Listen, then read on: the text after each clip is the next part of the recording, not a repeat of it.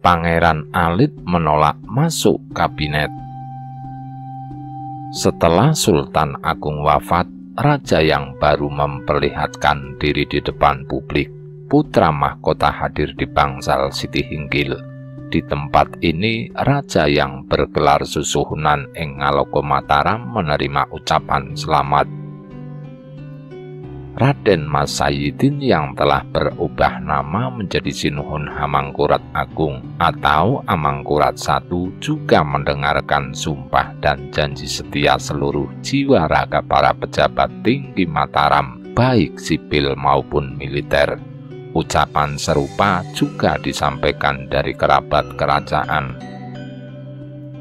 Salah satunya dari Pangeran Purbaya. Kakak mendiang Sultan Agung atau Pakde dari Raja baru itu memohon agar Susuhunan berkenan memberikan perhatian pada keturunannya, khususnya bagi anak dan cucu Purbaya. Di era Sultan Agung, Purbaya menjabat Panglima Tentara Nasional Kerajaan Mataram, merangkap Kepala Bayangkara Negara.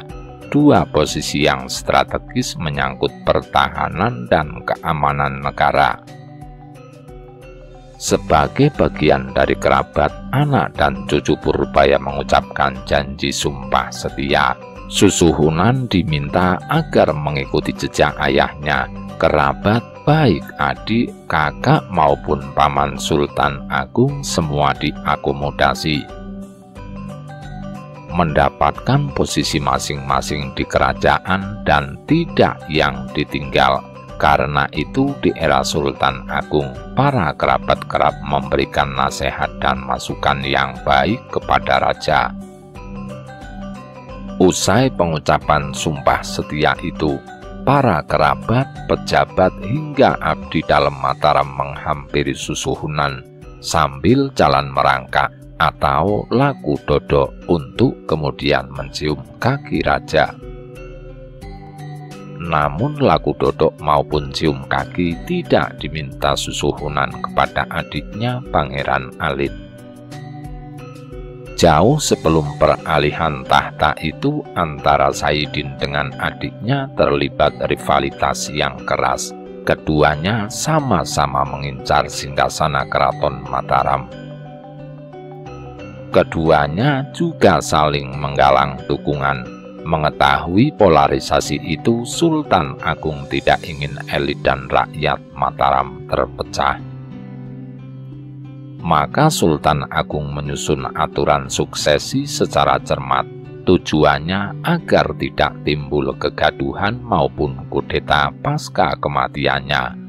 Benar suksesi dari Sultan Agung kepada penggantinya berjalan mulus. Setelah semua proses pengucapan janji dan sumpah setia hingga mencium kaki raja selesai, Susuhunan Amangkurat I segera menyampaikan pidato politik. Dalam pernyataannya, raja baru menegaskan komitmennya. Dia berjanji melanjutkan cita-cita ayahnya yang belum terwujud. Amangkurat I berjanji menghormati semua pejabat kerajaan di era ayahnya. Penghormatan dilakukan lebih daripada yang lain. Dia juga menaikkan pangkat luar biasa kepada sejumlah pejabat, di antaranya Tumenggung Wiraguna.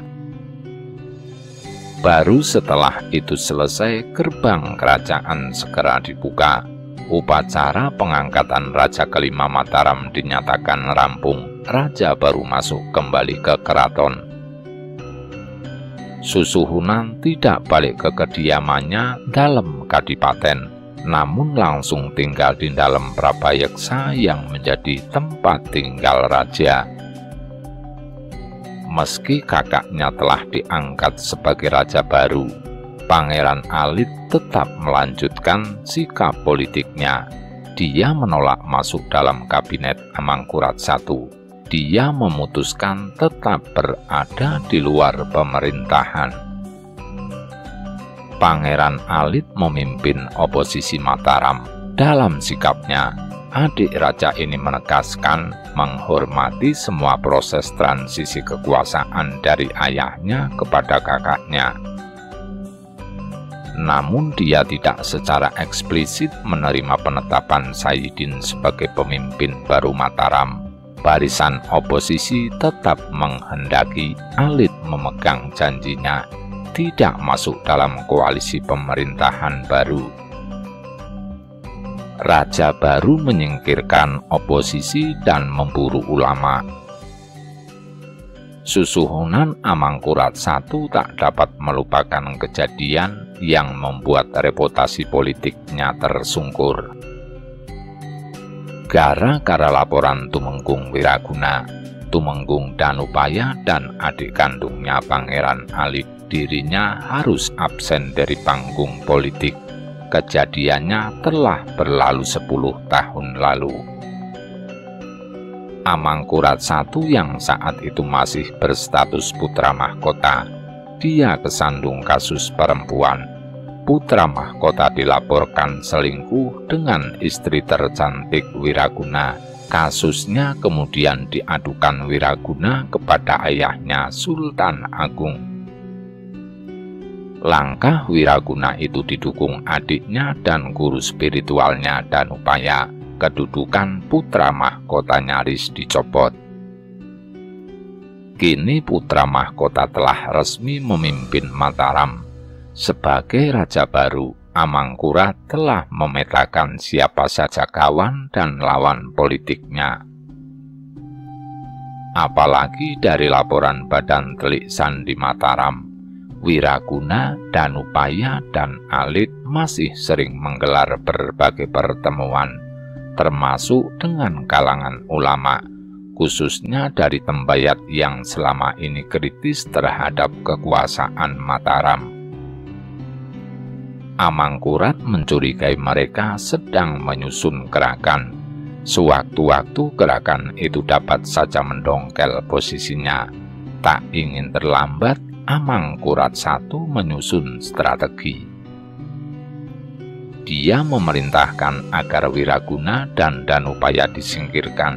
Caranya dengan mengirimkan ke mancanegara, memimpin pasukan Mataram ke Blambangan. Itu menyusul serangan orang-orang Bali terhadap Blambangan. Pasukan Mataram harus segera bertindak, rebut kembali Blambangan sebelum lepas dari pangkuan Ibu Pertiwi. Berangkatlah Wiraguna dan Danupaya memimpin ribuan pasukan Mataram. Operasi militer ke Blambangan sebenarnya semata-mata demi menyingkirkan Wiraguna dan Danupaya dari lingkaran kekuasaan. Kedua tokoh oposisi itu harus dibuang jauh. Saat dua sekutu politiknya berangkat ke Blambangan, Ali didatangi Tumenggung Pasingsingan dan anaknya Agrayuda. Keduanya memprovokasi Alit merebut tahta kakaknya. Alasannya kerajaan sedang sepi. Sebagian besar pejabat militer sedang ke Blambangan. Sisanya lagi sibuk mengawasi pembangunan calon ibu kota baru di Pleret.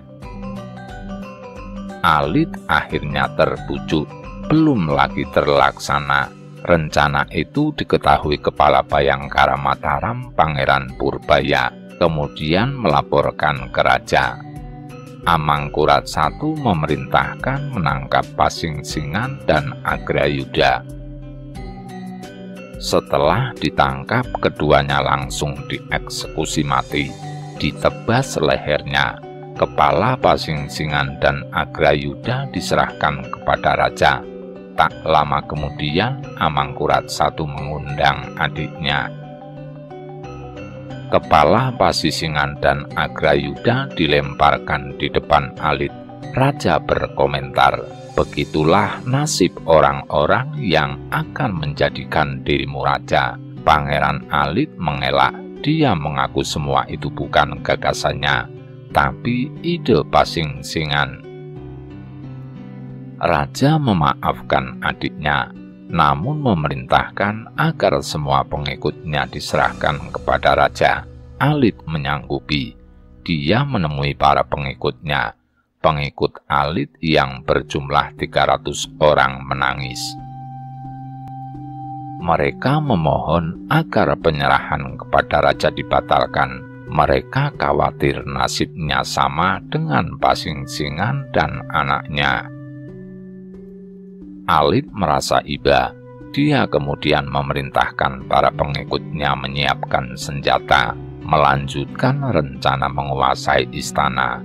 Lagi-lagi rencana ini tercium penguasa. Amangkurat I memerintahkan pasukan pengaman raja atau paspam raja tidak melawan adiknya. Namun saat tiba di istana, pasukan Alit tidak kompak. Tinggal 6 orang yang benar-benar setia. Lainnya sudah ngajir lebih dulu sebelum sampai istana. Terjadi insiden di depan keraton. Tersulut emosi, Alit membunuh Adipati Sampang Demang Melaya dengan kerisnya, Kiai Brongot Setan Kober. Setelah terbunuhnya Alit, para ulama yang mendukungnya mulai diburu. Sangkaannya hendak bertindak makar. Nasib Wiraguna dan Danupaya lebih tragis. 2 pejabat tinggi yang telah berusia sepuh itu gugur di medan laga. Ibu Suri damaikan perseteruan politik. Tindakan Susuhunan Amangkurat I menyingkirkan kelompok oposisi dan memburu sejumlah ulama pendukung Pangeran Alit terus berlanjut. Situasi Mataram menjadi tidak kondusif. Banyak ulama yang ditangkap dan dihukum. Tensi politik memanas. Panasnya suhu politik Mataram mirip dengan kejadian saat awal-awal Sultan Agung bertahta. Muncul kelompok oposisi yang mengkritisi kebijakan raja. Namun langkah Sultan Agung tidak sekeras tindakan anaknya. Kondisi itu dirasakan betul oleh Pangeran Purbaya, pangeran senior yang rela pasang badan demi keponakannya naik tahta itu baru saja pensiun. Dia baru saja melepas jabatan Panglima Tentara Nasional Kerajaan Mataram dan Kepala Bayangkara Mataram. Purbaya digantikan pejabat yang lebih muda. Nasib serupa dialami Tumenggung Singarano. 2 tokoh penting di masa Sultan Agung itu berangsur-angsur dikurangi perannya. Keduanya diganti dengan pejabat yang lebih muda pilihan Amangkurat I. Namun bersamaan dengan itu Purbaya merasakan kebijakan raja dalam menegakkan hukum dinilai semakin brutal. Siapa saja yang dinilai tidak sejalan dituduh musuh penguasa. Nasibnya hanya 2, ditangkap lalu dibui, habis itu dieksekusi mati. Kejadian itu juga dialami beberapa purnawirawan pejabat militer Mataram, khususnya yang dulu pernah menjadi anak buah Wiraguna dan Danupaya. Mereka dinilai sebagai komplotan pendukung oposisi, layak dihabisi. Jasa dan peran mereka dalam operasi-operasi militer di era Sultan Agung begitu mudah dilupakan.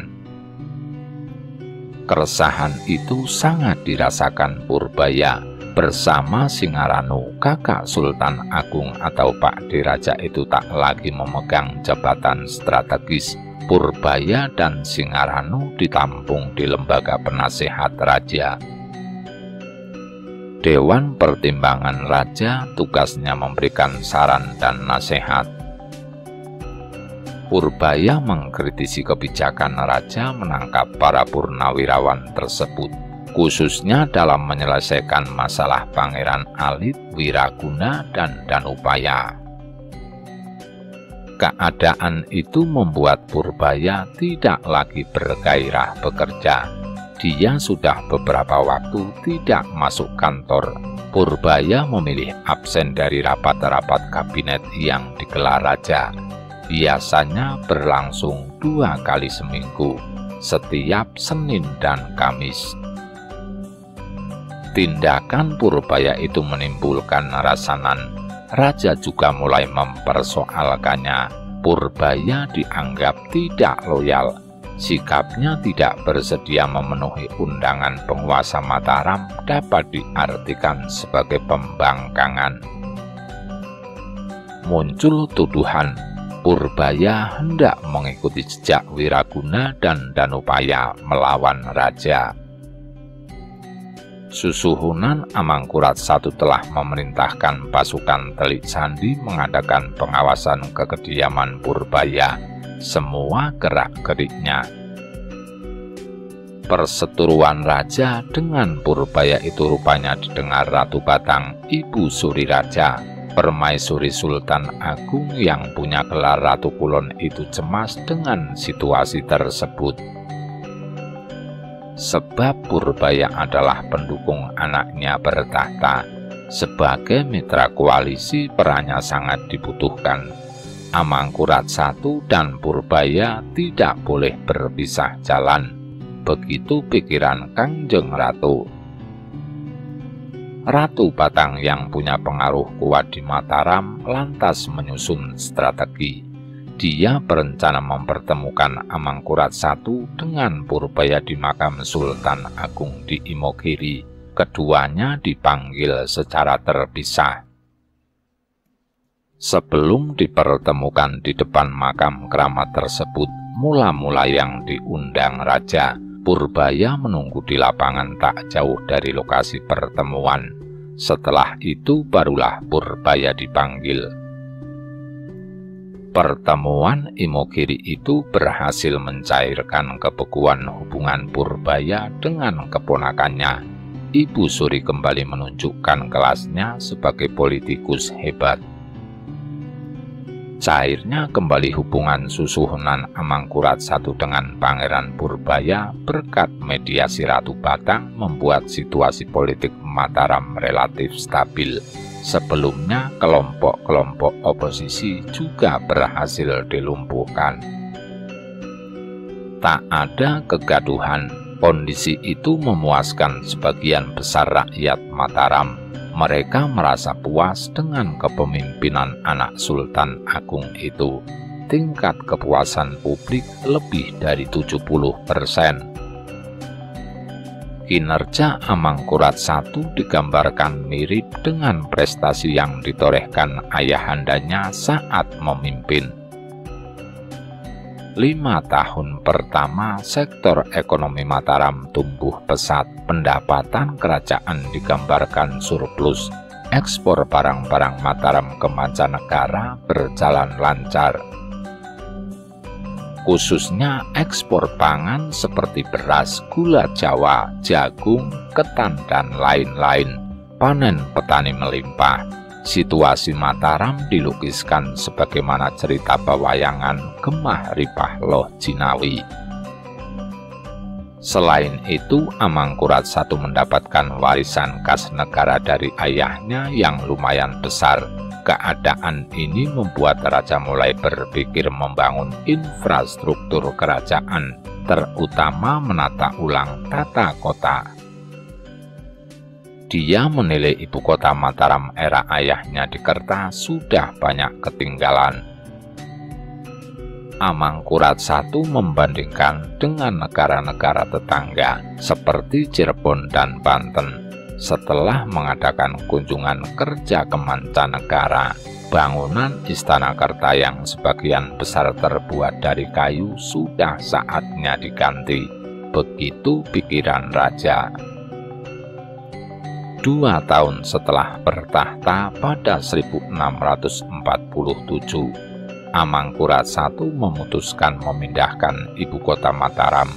Untuk kali kedua pusat kerajaan dipindah. Dari kota gede pindah ke Kerta. Sekarang dari Kerta bergeser ke Pleret. Lokasinya berjarak 2 km sebelah timur Kerta. Ibu kota baru itu dinamakan Pleret. Susuhunan ingin memakai bahan dasar bata, baik tembok keliling keraton maupun seluruh bangunan istana. Dia merasa cukup percaya diri. Uang kerajaan sangat cukup untuk membangun istana baru. Karena itu, raja menolak mentah-mentah usulan agar skema pembangunan ibu kota Pleret menggunakan cara utang. Ada beberapa saudagar dari Portugis dan Belanda yang menawari utang. Bahasanya pinjaman lunak bisa dikembalikan kapanpun atau dapat dibarter dengan beras dan produksi pangan Mataram lainnya. Namun sikap raja sangat tegas demi menjaga marwah, kewibawaan, dan harga diri bangsa Mataram. Amangkurat I menampik semua tawaran itu. Tidak perlu utang. Mataram punya banyak uang. Memulai pembangunan ibu kota baru, Amangkurat I mengadakan rapat kabinet. Lokasinya masih di Istana Lama di Kerta. Di depan para pembesar Mataram, raja menyampaikan pidato kenegaraan. Isinya pertama menetapkan Pleret sebagai ibu kota baru. Kedua, mencanakan selama 5 tahun ke depan dimulai sejak 1647 sebagai tahun infrastruktur. Mataram akan banyak membangun infrastruktur di ibu kota baru. Ketiga, raja mengajak rakyat bekerja keras mewujudkan cita-cita itu. Ada jargon yang ditanamkan demi memompa semangat rakyat Mataram, yakni bekerja, bekerja, dan bekerja. Rakyat diperintahkan membuat batu bata. Kelak ratusan tahun kemudian, masyarakat Pleret, Bantul masih melanjutkan tradisi memproduksi batu bata. Bahkan hingga sekarang, Pleret termasuk penghasil batu bata. Sebuah tradisi warisan yang ditinggalkan Amangkurat I.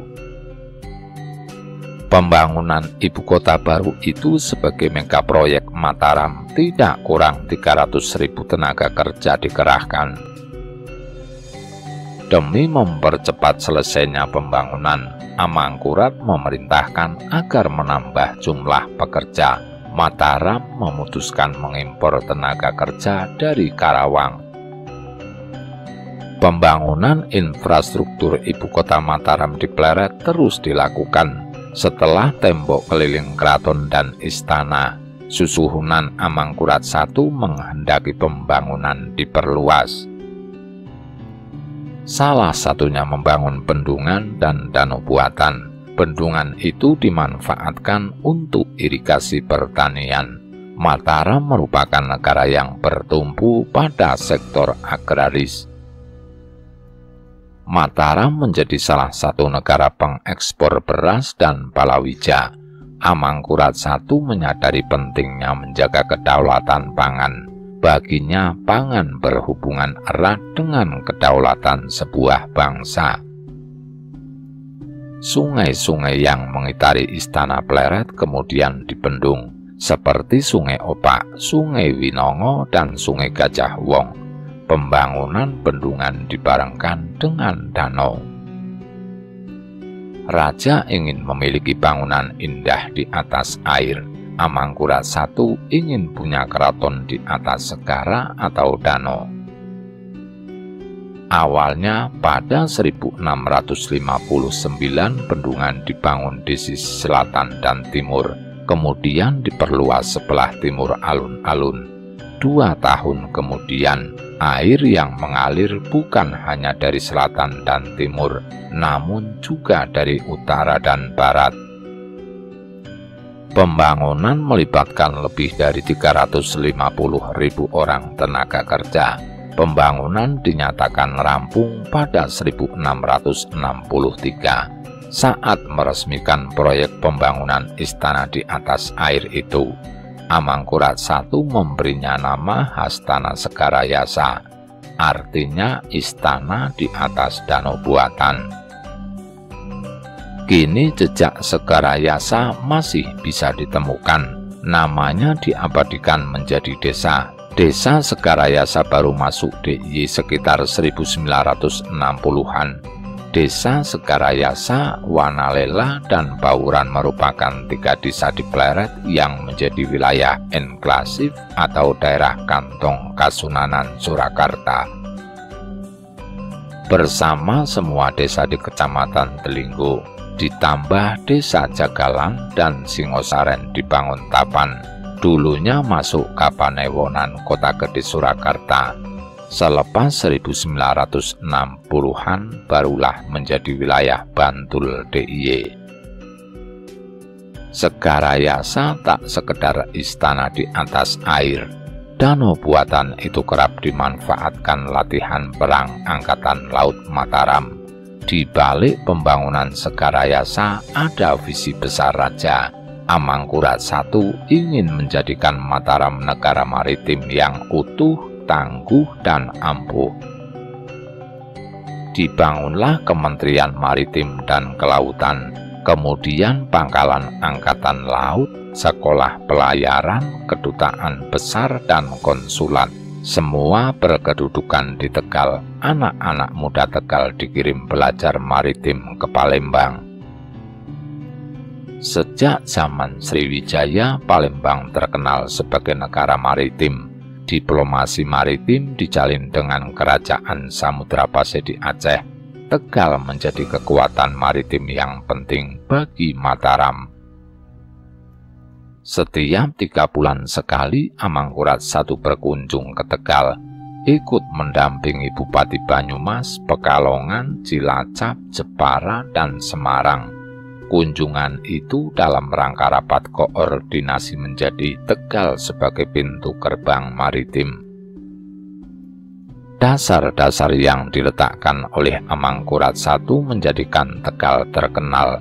Jalur perdagangan selalu melewati Tegal, dari keterampilan mengelola pelabuhan, kemudian berdiri pendidikan kemaritiman dan pelayaran. TNI Angkatan Laut dirintis dari Tegal. Pendidikan Perwira Marinir 1945 berpusat di kota ini. Salah satu alumninya Legend Marinir Purnawirawan Ali Sadikin. Dia pernah menjadi Gubernur DKI Jakarta. Tegal juga dipilih menjadi peristirahatan terakhir Amangkurat I, sehingga populer dengan sebutan Sinuhun Amangkurat Tegalwangi. Juga diabadikan menjadi nama pendopo Kabupaten Tegal. Namanya Pendopo Amangkurat di Slawi Tegal. Pembangunan masjid menjadi perhatian khusus Susuhunan Amangkurat I. Masjid menjadi kebutuhan vital bagi kerajaan. Begitu ibu kota pindah dari Kerta ke Pleret, masjid termasuk bangunan awal yang dibangun. Babat Sangkala dan Babat Momana mencatat pembangunan Masjid Gede Pleret dimulai pada 15 Januari 1749 atau 2 tahun setelah Susuhunan mengumumkan pemindahan ibu kota kerajaan. Bangunan Masjid Gede Pleret terkesan megah, jauh lebih representatif ketimbang masjid serupa di Kerta dan Kota Gede, berukuran besar berbentuk segi 4. Masjid punya 3 pintu di sebelah timur dan serambi depan yang besar. Masjid dikelilingi tembok tebal dan tinggi. Masjid Gede Pleret memiliki luas bangunan 40 x 40 meter persegi. Megahnya Masjid Gede Pleret itu tak lepas dari kebijakan Amangkurat I. Raja menempatkan bidang rohani dan pendidikan budi pekerti sebagai prioritas utama. Setiap Kamis Amangkurat I memberikan santunan. Fakir miskin, janda, dan anak yatim dipelihara oleh negara Mataram. Kebijakan Amangkurat I ini sebagai upaya menyeimbangkan fungsi raja sebagai umarok dan ulama, Maklum, setelah menaklukkan Giri Kedaton, Raja-Raja Mataram merasa punya legitimasi di bidang kultural dan spiritual. Mereka tidak lagi tergantung pada dukungan spiritual wali semacam Giri Kedaton. Kedudukan Raja Mataram bukan hanya penguasa pemerintahan, namun juga memimpin agama. Karena itulah muncul gelar Sayyidin Panotogomo yang melekat pada Raja-Raja Mataram. Gelar itu dimulai di era Susuhunan Agung Hanyokrokusumo, ayahanda Amangkurat I. Sultan Agung menggunakan gelar Susuhunan cukup lama, tepatnya mulai 1624 hingga 1641. Susuhunan atau juga disebut Sunan itu semula hanya digunakan oleh para wali. Kini di masa Mataram, Sultan Agung mengawali memakai gelar tersebut. Sebutan Sunan dipakai Sultan Agung selama 17 tahun, sedangkan gelar Sultan hanya digunakan selama 4 tahun, dari 1641 hingga 1645. Gelar Susuhunan kemudian dipilih Amangkurat I. Anak Sultan Agung itu memilih gelar yang pernah dipakai ayahnya dari 1624 hingga 1641. Di masa itu pewarisan gelar Sultan belum biasa terjadi di Jawa. Pengganti Sultan Banten yang meninggal 1651 harus mendatangkan gelar Sultan dari Makkah. Baru setelah itu dia menggunakan sebutan Sultan Abu Fath Abdul Fattah. Raja Mataram merasa keberatan harus mengeluarkan banyak biaya untuk diangkat sebagai sultan oleh orang asing. Sebaliknya, dengan segera dan cuma-cuma dapat menamakan dirinya Susuhunan. Dipakainya gelar Susuhunan ini penting artinya, karena sejak itu sebagian besar nama Raja Jawa tetap Jawa, meski kemudian diberi tambahan berbagai sebutan dan nama Muslim. Tradisi bergelar Susuhunan atau Sunan itu kemudian dilanjutkan Raja-Raja Mataram berikutnya setelah Amangkurat I. Dimulai Amangkurat II, Amangkurat III, Pakubuwono I, Amangkurat IV, dan Pakubuwono II. Sunan Amangkurat II adalah anak Amangkurat I. Amangkurat II memindahkan ibu kota Mataram dari Pleret ke Kartasura. Dari rangkaian itu, Mataram agaknya lebih tepat disebut Kasunanan Mataram ketimbang Kesultanan Mataram. Selain Sultan Agung, tak ada Raja Mataram yang bergelar Sultan. Itu pun hanya dipakai selama 4 tahun. Stabilitas politik Mataram terjaga lebih dari 1 dasawarsa. Susuhunan Amangkurat I berhasil mengendalikan pemerintahan secara efektif. Tak ada lagi kekuatan oposisi. Semua kekuatan politik bergabung di pemerintahannya. Semua kelompok dirangkul. Berbagai jabatan penting dibagikan secara proporsional. Ada power sharing yang menggembirakan bagi semua. Mataram benar-benar stabil secara politik. Setelah itu tidak ada hiruk-pikuk dan kegaduhan. Pada 1659 muncul kejadian yang di luar dugaan. Raja mendadak mengeluarkan keputusan mengejutkan. Mertua sekaligus pamannya Pangeran Pekik beserta keluarganya dituduh hendak melakukan makar. Pekik adalah penguasa Kadipaten Surabaya yang telah takluk di bawah Mataram. Usai menjadi bawahan Mataram, Pekik dinikahkan dengan Ratu Pandansari, adik kandung Sultan Agung, ayah Amangkurat I. Dengan begitu, Pekik adalah paman dari Amangkurat I. Hubungan kekerabatan itu berlanjut. Amangkurat I menikahi putri Peki yang bernama Ratu Pengayun atau Ratu Pembayun. Dari pernikahan itu lahir Raden Mas Rahmat. Cucu Peki ini kemudian diangkat menjadi putra mahkota Mataram. Gelarnya Pangeran Adipati Anom. Di dalam cerita rakyat, putra mahkota ini dinamakan Pangeran Tejoningrat. Keharmonisan hubungan Mataram Surabaya itu mendadak berbalik 180 derajat. Ada laporan ke raja. Pangeran Peki sibuk menggelar berbagai pertemuan politik. Temanya membahas suksesi kerajaan,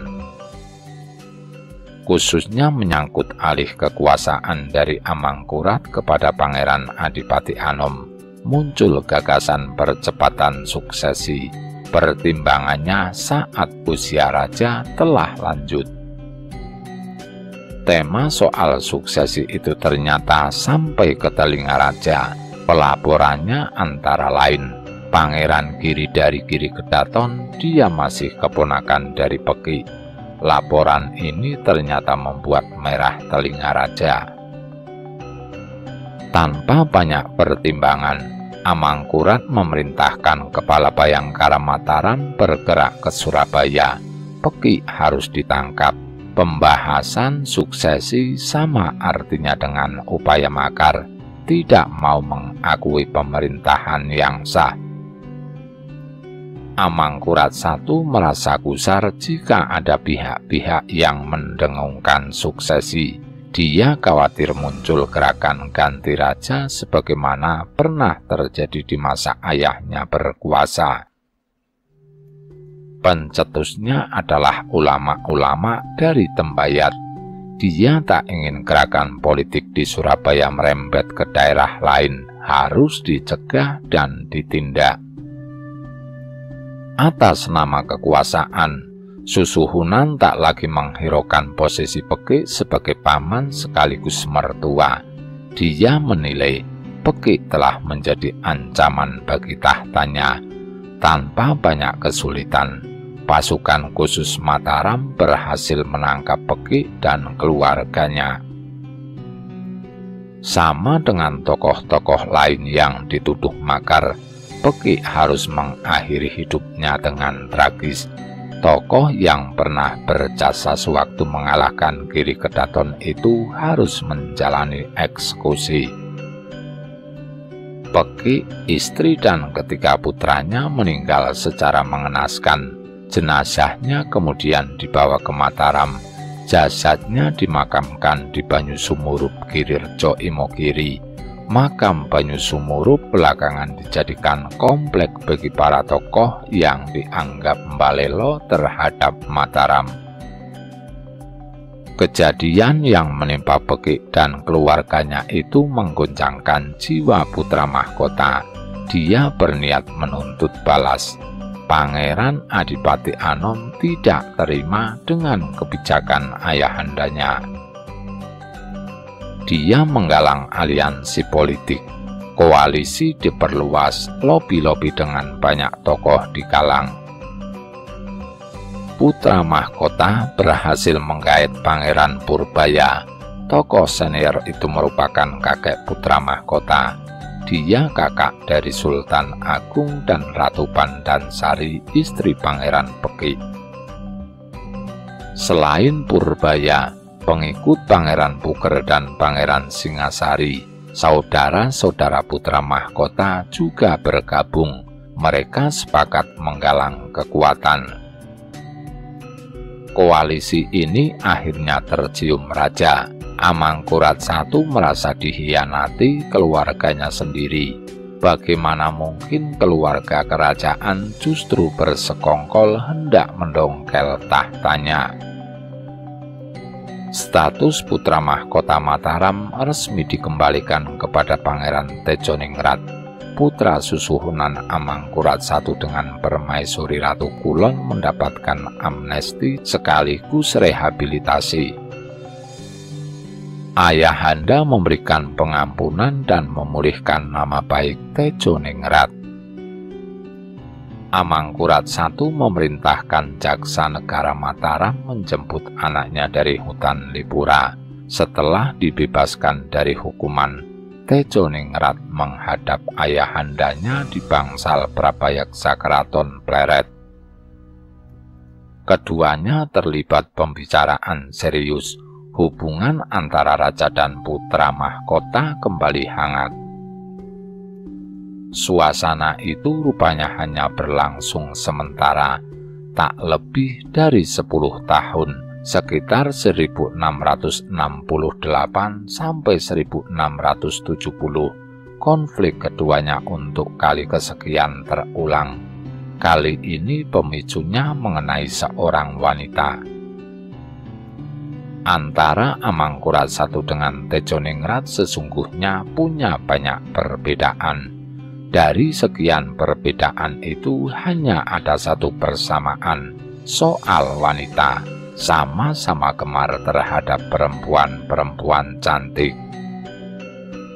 Konflik itu menimbulkan perasaan sakit hati putra mahkota. Dia kembali teringat dengan tindakan ayahnya terhadap keluarga Pangeran Peki. Karena masalah politik, Amangkurat I menghukum mati Pangeran Peki dan istrinya Ratu Pandansari beserta 3 putranya. Padahal Peki dan Pandansari adalah kakek dan nenek Tejoningrat. Sejak kecil dia dirawat penguasa Kadipaten Surabaya itu. Ibunya Ratu Kulon meninggal 40 hari usai melahirkan Tejoningrat. Putra mahkota merasa gundah. Dia pergi ke Kacoran, Klaten menemui Raden Kacoran. Kepada tuan rumah yang juga dikenal dengan sebutan Panembahan Romo, putra mahkota curhat. Dia ungkapkan semua perasaannya atas tindakan ayahnya. Silsilahnya Panembahan Romo ini masih keturunan Sunan Pandanaran di Tembayat. Karena itu Panembahan Romo merupakan tokoh spiritual yang disegani, khususnya oleh penguasa Mataram. Tahun 1630, ulama-ulama Tembayat pernah mengadakan perlawanan terhadap Sultan Agung. Mereka menggelorakan gerakan ganti sultan. Untuk meredam aksi itu, pada 1633, Sultan Agung berziarah ke makam Sunan Bayat. Makam suci itu kemudian direnovasi atas perintah penguasa Mataram itu. Kini situasi telah berubah. Saat mendengarkan curhat putra mahkota, Panembahan Romo teringat dengan menantunya Raden Trunojoyo asal Madura. Trunojoyo punya perasaan yang sama dengan putra mahkota. Keduanya sama-sama tidak suka terhadap kebijakan Amangkurat I.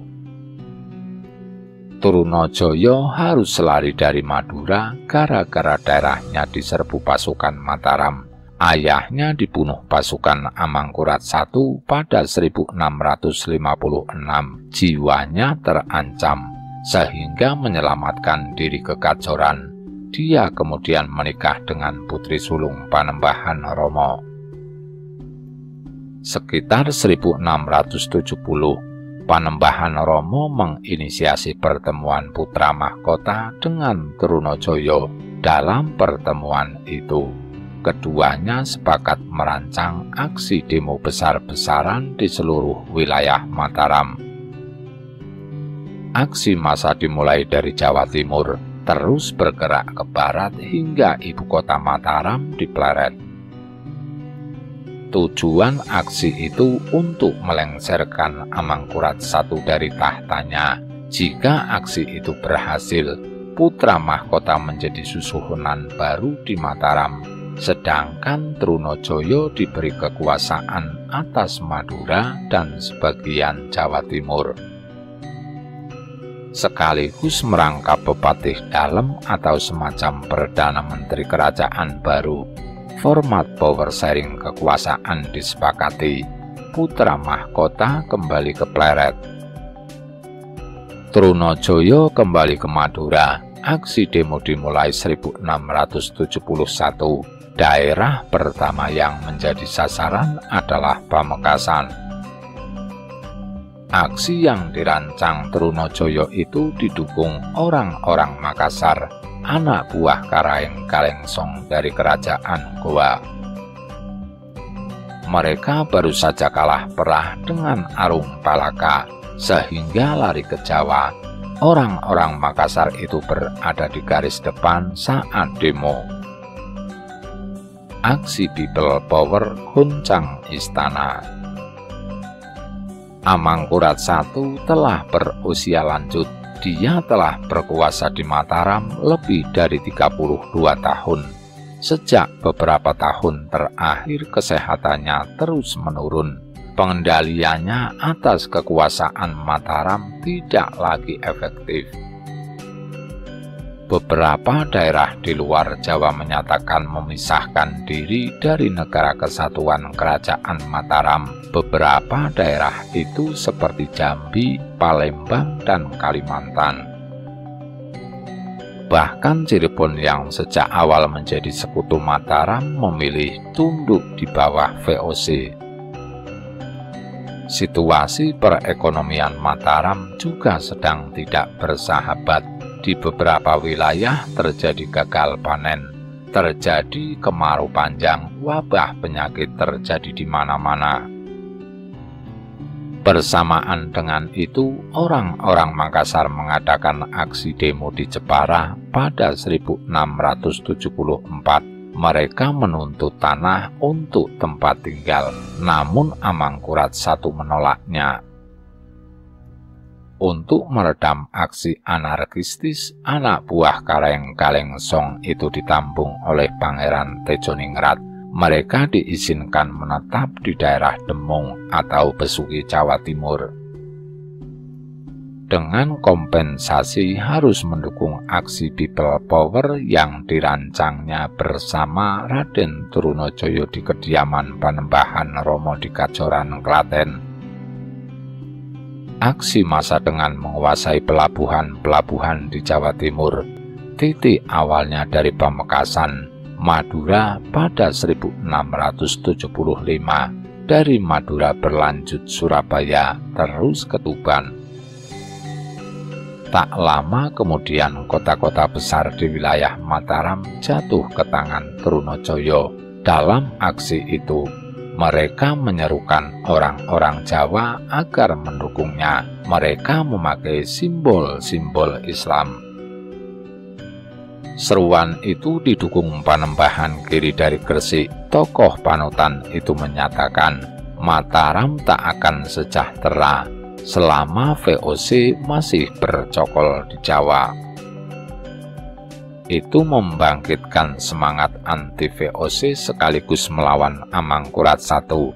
Panembahan Giri juga mengecam kebijakan Amangkurat I yang kerap mengkriminalisasi para ulama. Militansi massa dari Surabaya, Madura, dan Makassar semakin kuat. Melihat besarnya aksi massa itu membuat putra mahkota menghadapi dilema. Apalagi ayahnya memerintahkan agar dirinya menindak aksi Trunajaya itu.